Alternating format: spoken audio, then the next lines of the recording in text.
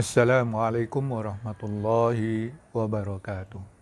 Alhamdulillahirabbil alamin wassalatu wassalamu ala asyrafil anbiya'i wal mursalin sayyidina wa maulana Muhammadin wa ala alihi wa ashabihi wa man tabi'ahum bi ihsan ila yaumiddin. Saudara-saudaraku, kita selalu berdoa bahwa kita selalu dalam kesehatan, kebahagiaan, dan dilapangkan oleh Allah segala urusan kita.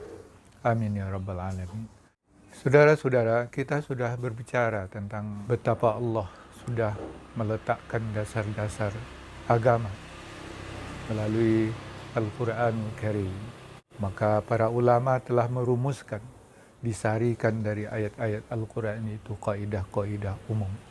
Baik itu kaidah-kaidah usul yang biasa kita pelajari di dalam ilmu usul fikih, maupun kaidah-kaidah yang lebih umum lagi yang mendasari semuanya, yaitu ilmu maqasid syariah.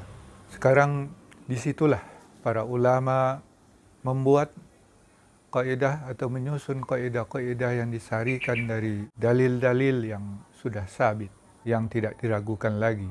Kemudian muncul persoalan-persoalan yang diperdebatkan karena perbedaan cara atau istinbat, metode yang digunakan dalam masalah ini. Oleh sebab itu muncullah masalah-masalah khilafiyah, perbedaan-perbedaan pendapat. Perbedaan-perbedaan pendapat ini sudah umum, sudah menjadi fenomena dalam perkembangan kaum muslimin sejak awal. Para sahabat saja itu tidak satu pendapat. Mereka berbeda-beda dalam memahami hal ihwal mereka sendiri.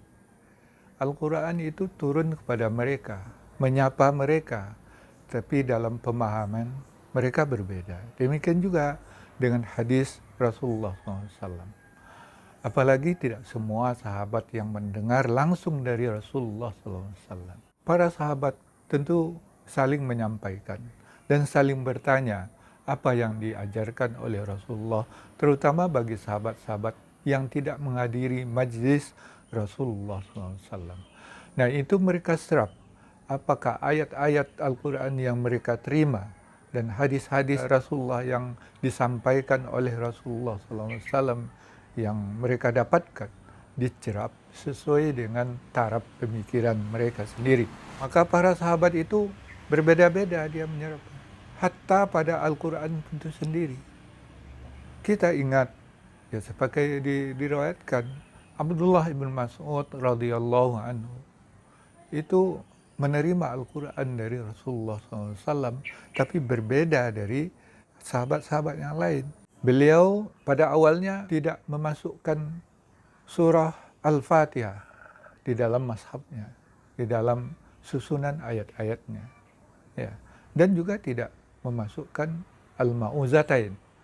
Karena dia pahami bahwa surat-surat itu bukanlah termasuk wahyu dari Allah SWT yang dimasukkan ke dalam teks atau qiraah dalam Al-Quran Karim. Ya, walaupun ada yang berpendapat pada akhirnya Al-Ibn Mas'ud mengakui hal itu, tetapi sudah tercatat dalam riwayat-riwayat mazhab yang dihafal melalui Ibnu Mas'ud tidak mencantumkan Al-Fatihah. Itu perbedaan itu tentu itu signifikan di antara sahabat. Maka itu hal yang biasa sudah terjadi dan sudah menjadi realitas. Ya, apalagi pada generasi-generasi sebelumnya. Generasi tabi'in sudah banyak sekali wacana, perdebatan, karena dimunculkan oleh masalah-masalah yang diperselisihkan pemahaman ataupun status dari nas dan teks yang mereka dapatkan. Nah, di sini berlakunya otoritas ulul amri yang disebutkan dalam Al-Quran yang sudah kita baca pada pertemuan yang lalu. Ya ayyuhalladzina amanu atiiullaha wa atiiur rasul wa ulil amri minkum. Ya, jadi ulil amri itu punya otoritas ya sebagai pewaris Nabi. Ya, yang kalau dalam masalah urusan agama kita, ulil amri itu adalah para ulama kita. Dan inilah tuh ijtihad para ulama yang menerima amanat ini dari Rasulullah SAW, dari para sahabat, tabi'in, dan generasi-generasi seterusnya. Nah, dalam hal ini juga perbedaan memahami teks, terutama yang kontroversial sekarang, yang sangat diperdebatkan di zaman ini adalah masalah bid'ah.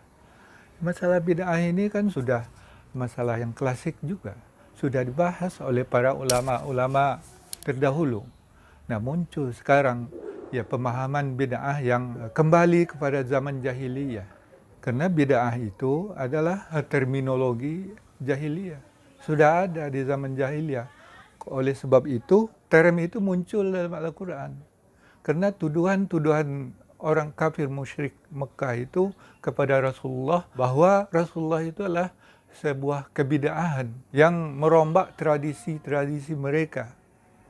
Ya, sehingga dituntun oleh Al-Quran untuk menjawab mereka. Kata Allah dalam surat Al-Ahqaf, "Qul ma kuntu bid'an minar rusuli wa ma adri ma yuf'alu bi wala bikum." Jadi surat Al-Ahqaf ayat 9 itu membantah bahwa tuduhan kaum musyrik bahwa kenabian yang didakwahkan oleh Rasulullah itu adalah sesuatu yang bid'ah. Maka dibantah dengan ayat ini. Kemudian juga istilah muhdas. Nah, muncul dia di dalam surat Asy-Syu'ara ayat 5. Wa ma ya'tihim min dzikrin minar rahmani muhdatsin illa kanu anhu mu'ridun. Itu adalah sikap-sikap kaum musyrik. Kalau Rasulullah membahas suatu peringatan, pengajaran dari Allah yang Maha Ar-Rahman, itu tapi baru bagi mereka, muhdas, belum pernah mereka dengar, mereka pasti berpaling. Jadi istilah bid'ah, muhdas itu adalah terminologi jahiliyah. Dan itu diruntuhkan oleh Rasulullah SAW, bahwa tradisi mereka yang didapatkan dari nenek moyang mereka yang bertentangan dengan dakwah Rasulullah SAW, bertentangan dengan prinsip-prinsip tauhid, prinsip-prinsip syariah, ajaran para nabi, para rasul terdahulu, dan ajaran-ajaran yang disampaikan oleh Rasulullah SAW itu bukanlah sesuatu yang bid'ah, tapi sesuatu yang sudah semestinya seperti itu. Jadi dinamika pemikiran itu sudah dibangkitkan oleh Rasulullah SAW melalui ayat-ayat Al-Quran. Kita diarahkan supaya menggunakan akal kita. Jadi yang mereka ikut itu adalah nenek moyang mereka. Meskipun nenek moyang mereka itu tidak menggunakan akal. Yang tidak menggunakan akal itu dalam agama, bukan dalam hal-hal yang lain. Jadi menggunakan akal untuk memahami agama itu adalah suatu kemestian. Ada juga yang mengatakan bahwa menggunakan akal itu syaitan. Syaitan dia. Karena syaitanlah yang menggunakan akal ketika melawan perintah Allah untuk memberi hormat kepada Adam. Nah, kita katakan syaitan itu tidak menggunakan akal, tapi dia menggunakan kesombongan dari yang muncul dari hawa nafsunya.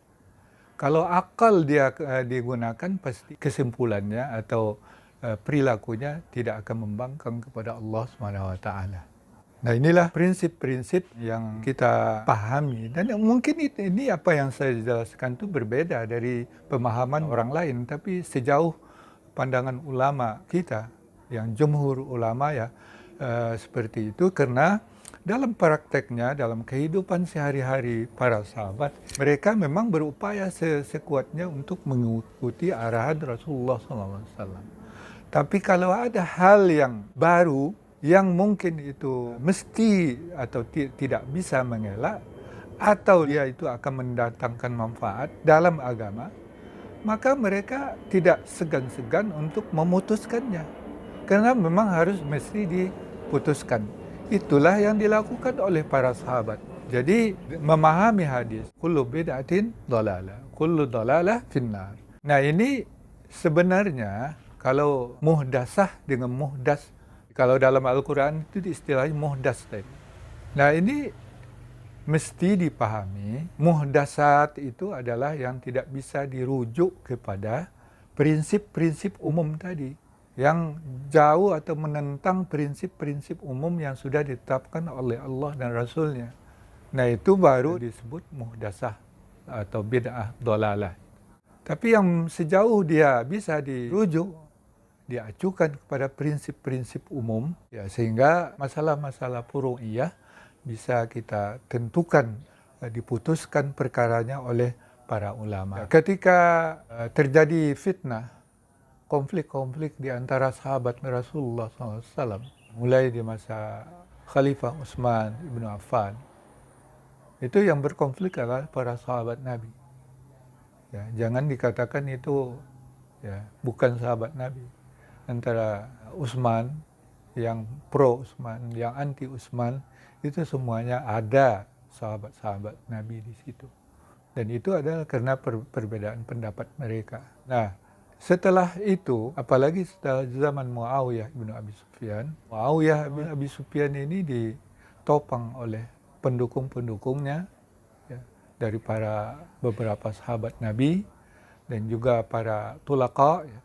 Para tulaka ini adalah orang-orang penduduk Mekah yang ketika Fathu Makkah, Rasulullah mengampuni semua mereka dan berbondong-bondonglah mereka menjadi Muslim.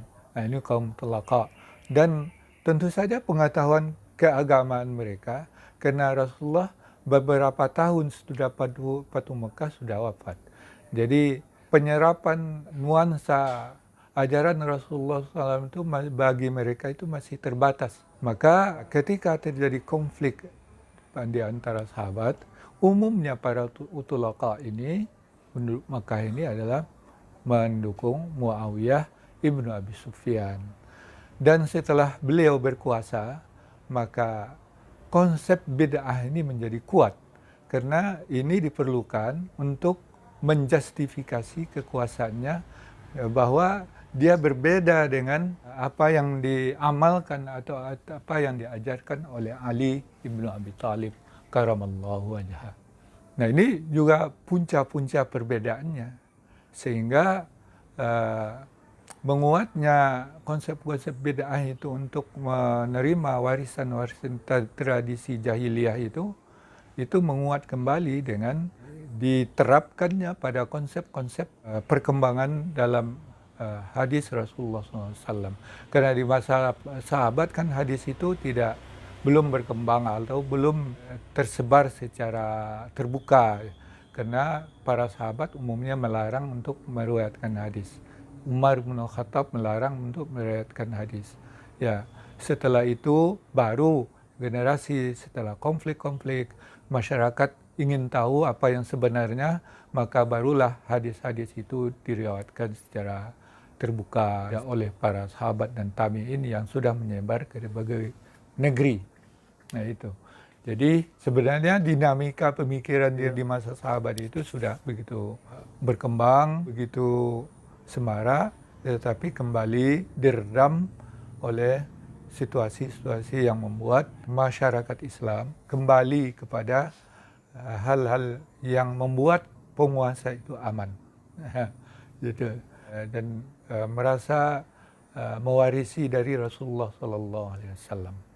Maka itulah perpisahan antara para pendukung Muawiyah bin Abi Sufyan, yaitu jumhur kaum muslimin, dengan pendukung Ali ibnu Abi Thalib radhiyallahu anhu, yang kemudian kelompok ini menjadi kaum Syiah, yaitu Syiah Ali.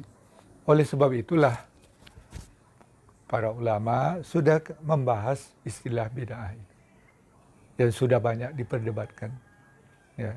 Jadi bid'ah itu tidak satu hukum, dia sesuai dengan kondisi, mulai dari wajib sampai kepada haram. Ada bid'ah yang haram, ada bid'ah yang makruh, ada bid'ah yang boleh-boleh saja dilakukan, ada bid'ah yang dianjurkan atau mustahab, dan ada bid'ah yang wajib, yang mesti dilakukan. Nah itu Itu hasil ijtihad para ulama merumuskan hal-hal suasana yang seperti itu. Karena ada alasan-alasannya. Kalau Rasulullah mengatakan kullu bid'atin dhalalah, ya ada juga hadis yang lain. Jadi kullu itu lafaz umum, ini itu lafaz umum, tidak ada yang membantah itu suatu lafaz yang umum. Tapi umumnya itu kan biasa ditaksis. Dalam Al-Quran juga begitu, banyak lafaz umum dan ditaksiskan. Maka am dan khas ini perlu menjadi prinsip dan itu sudah menjadi kaidah dalam usul fikih. Mana yang lafaz am yang ditaksis, ya mesti dipelajari juga. Ya kalau kullu bid'atin dhalalah, itu adalah lafaz umum, semuanya, iya. Tapi ada taksisnya oleh Rasulullah SAW. Yaitu man sanna fil Islam sunnatan hasanatan falahu ajruha wa ajru man amila biha. Dan pahalanya tidak dikurang-kurangkan. Sebaliknya man sanna fil Islam sunnatan sayyi'atan, kita mengikut itu, man sanna sunnatan hasanatan, dengan melihat itu tadi prinsip-prinsip umum atau maqasid asy-syari'iyah yang terdapat dalam hal-hal peristiwa yang ada. Nah, itulah kira-kira yang kita sampaikan pada kesempatan ini. Kalau perdebatannya sudah banyak, ini adalah perbedaan pendapat. Kalau yang tidak setuju, ya silakan. Yang setuju, alhamdulillah. Ya, karena itulah pembahasan para ulama yang sudah lama. Saya hanya mengulang-ulang aja. Kita sibuk berdebat tentang itu. Ya, kapan kita untuk memikirkan masalah-masalah yang menjadi musuh kita, yaitu kemiskinan, keterbelakangan, kebodohan. Nah, ini yang perlu kita tuntaskan sesegera mungkin untuk umat kita. Wallahu wali taufiq wa ridha. Wassalamualaikum warahmatullahi wabarakatuh.